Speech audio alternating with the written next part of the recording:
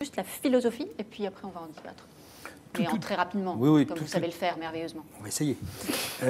Tout vient d'une déclaration du mois de septembre d'Olivier Véran, qui est un député La République En Marche, qui disait, dans le Figaro d'ailleurs, qu'il était contre l'universalisation des allocations familiales et qu'il était pour mettre fin à cette espèce de modulation, c'est-à-dire que plus on était riche, moins on touchait d'allocations. Grosso modo, il fallait supprimer les allocations familiales pour les plus aisés, pour les concentrer sur ceux qui avaient le plus de besoins. C'est le point de départ de ce rapport parlementaire qui n'existe pas, qui n'existera pas, puisque l'un de ses co-rapporteurs, c'est-à-dire Gilles Lurton des Républicains, a décidé de s'en dissocier.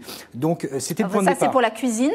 Sur la philosophie, La philosophie, c'est de prendre là où il y a de l'argent pour le donner là où il y en a le plus besoin. Et donc, conséquence, on supprime le quotient familial. Donc, c'est une proposition du député Guillaume Chiche, donc La République En Marche, qui est effectivement de maintenir l'universalité des allocations. Tout le monde continue à toucher des allocations, mais on les fusionne, on supprime le quotient familial, qu'on fusionne quelque part avec les allocations. Grosso modo, c'est une manière de redistribuer. Le quotient familial, c'est 12 milliards par an. Ça coûte 12 milliards par an à l'État. Les allocations familiales, c'est à peu près 38 milliards qui sont distribués. Donc, grosso modo, vous avez une enveloppe de 50 milliards que vous redistribuez non pas sur sur les 7 millions de familles qui touchent des allocations, mais sur un nombre beaucoup plus restreint et peut-être sur ceux, pense La République En Marche, qui en ont le plus besoin. Karine Bécart, c'est un rééquilibrage à gauche si tant est que cette mesure... Si c'est le cas, c'est grossier. Parce que vraiment, ça se voit. Donc, on aurait pu faire... Emmanuel Macron aurait pu faire un peu plus subtil. Oui, forcément, si... cette idée, cette réforme, si cette suppression du quotient familial allait jusqu'au bout, là, c'est pas le cas, parce qu'effectivement... On n'en est qu'au stade, effectivement, du... C'est plutôt que si effectivement, un des deux rapporteurs se désolidarise de son texte, il ne peut plus être examiné en commission. Il n'empêche que l'idée, si ça ne sort pas du rapport, c'est une idée qui est dans l'air. L'idée existe depuis très longtemps. À l'Élysée, pas sous cette forme-là. L'idée existait sous la forme d'un crédit d'impôt qui serait donné par enfant via la suppression du quotient familial. Oui. Donc, vous avez des enfants, vous n'avez plus de quotient familial, mais on vous donne un crédit d'impôt qui vous permet de payer moins d'impôts sur leurs revenus. Je dis juste que c'est un serpent de mer dans la mesure où on en a quand même déjà souvent entendu parler. Je me souviens de la campagne de 2012 également de Nicolas Sarkozy, puisqu'on en parlait tout à l'heure, avec Bruno Le Maire qui avait fait cette proposition, et on lui a demandé gentiment d'oublier en fait même son programme, et on l'a mis de côté. Bruno Le Maire, il n'a plus du tout assumé ce rôle-là, il avait fait une énorme erreur pour la droite. Donc oui, c'est une mesure de gauche. Mais la ficelle est un peu grosse. La ficelle est grosse. Et puis, deuxième chose, ce qui est compliqué, c'est Emmanuel Macron s'exprime très très peu sur sa politique familiale. J'aimerais juste savoir quelle est sa politique familiale. C'est-à-dire, est-ce qu'il encourage ou pas les familles à avoir beaucoup d'enfants ou pas, et comment il gère ça derrière. On n'entend rien sur ça. Juste, on prolonge le débat tout de suite, mais d'abord, on écoute Damien Abad, vice-président Les Républicains.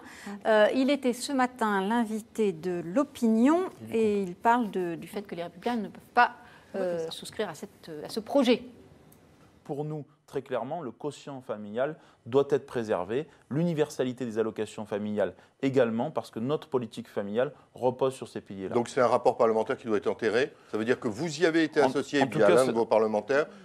Oui, en tout cas, c'est un rapport parlementaire sur lequel les Républicains ne cautionnent pas un certain nombre de conclusions, et notamment celle sur la remise en cause du quotient familial. Mais il faut que le co-rapporteur, encore une fois, LR, se retire. Je crois qu'il faut qu'il se retire très clairement pour montrer que nous ne partageons pas la même vision de la politique familiale dans la droite ne veut pas en entendre parler, Joseph Massescaron. C'est vraiment le chiffon rouge qu'on agite là, de toucher au quotient familial et à la politique familiale. Je crois qu'on peut difficilement...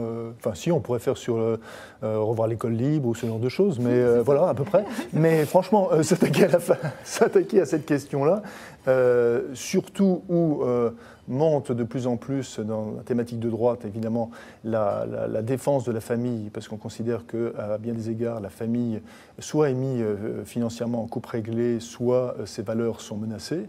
Donc oui, c'est un thème, bien sûr, qui est extrêmement cher à la droite.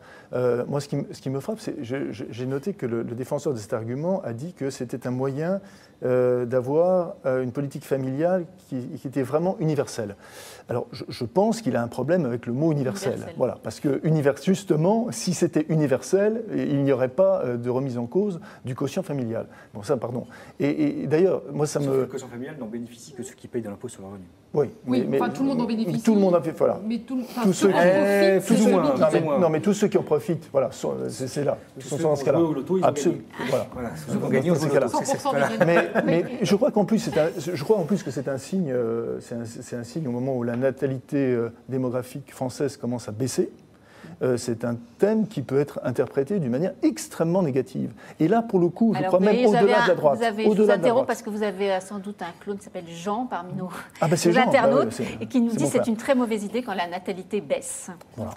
C'est pour ça qu'on ne voit pas la Alors, politique il y a des familiale explications de Madame techniques, Marc Landré. C'est vrai que ça peut être aussi favoriser le premier enfant, parce que parfois le déclic du premier enfant est lié justement à une possible aide financière. Oui, d'ailleurs, l'une des contreparties de la suppression du quotient familial serait d'accorder les allocations dès le premier enfant, et non pas au deuxième enfant comme c'est le cas aujourd'hui.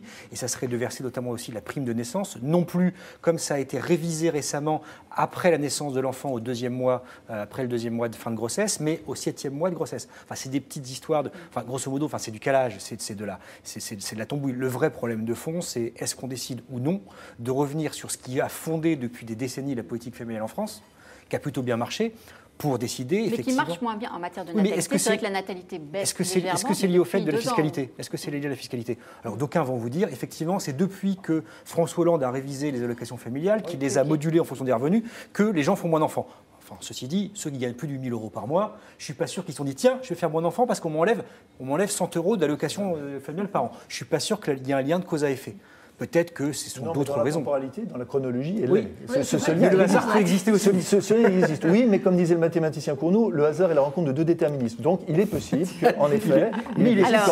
hasard, résultat de la politique de François Hollande... Grande maladresse, en tout cas, d'agiter un chiffon rouge sur ce sujet, qui est en effet un sujet éruptif pour la droite. Et en plus, on n'en voit pas bien l'utilité. On ne voit pas très bien d'où vient l'initiative non plus, d'après ce que j'ai compris. Ça vient d'un député, de 2 députés, mais en plus, ils ne sont pas... Un député de La République En Marche qui prend la responsabilité de...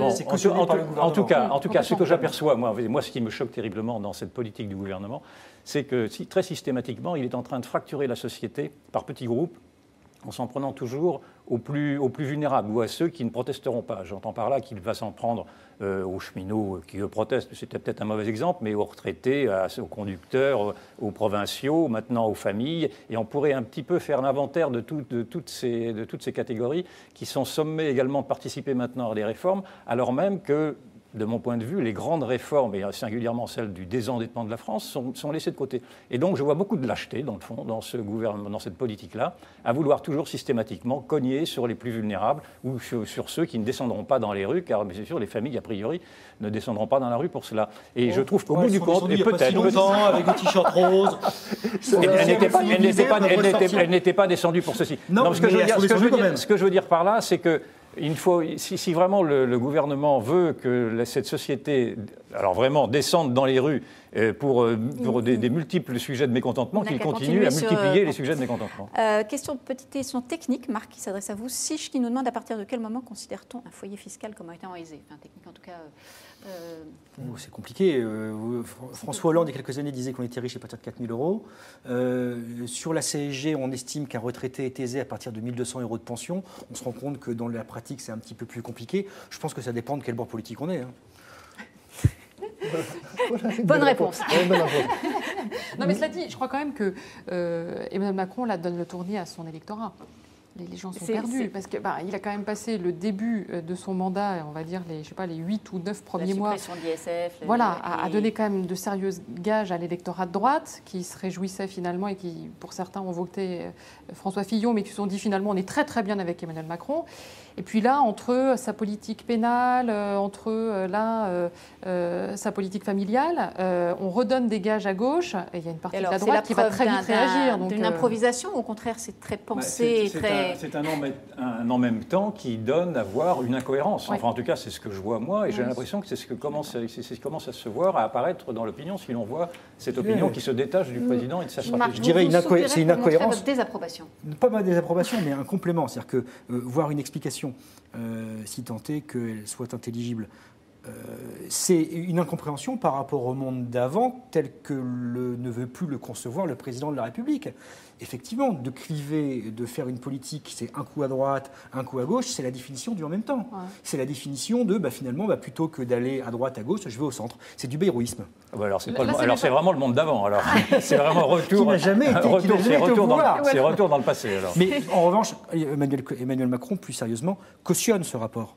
Puisqu'il faut savoir que le co-rapporteur La République En Marche est allé faire valider ses propositions la semaine dernière à l'Élysée, qui a suivi et les auditions et le résultat des auditions à la loupe, parce qu'il sait, ils ne sont pas totalement débiles non plus à l'Élysée, que c'est un sujet qui est un petit peu éruptif et qui peut provoquer quelques problèmes dans l'opinion. Donc ils ont suivi. Je pense que Emmanuel Macron, à défaut de savoir ce qu'il fait, a prévu de faire ce qu'il est en train de faire. Ah oui, c'est-à-dire que c'est la technique du ballon d'essai, on lance exactement, exactement, mais il y en a eu d'autres, il y en aura d'autres. Et sur cette question-là, il faut savoir aussi que le problème vient, remontons 4 ans en arrière.